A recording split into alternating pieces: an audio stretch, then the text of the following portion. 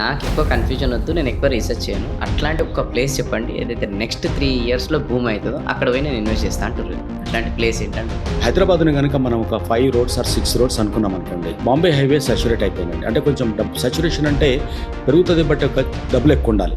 So ఇటు పక్కన తీసుకుంటే మళ్ళీ మేడ్చల్ రోడ్లో కూడా చాలా దూరం దాకా మనకు పోయినది కనబడుతుంది.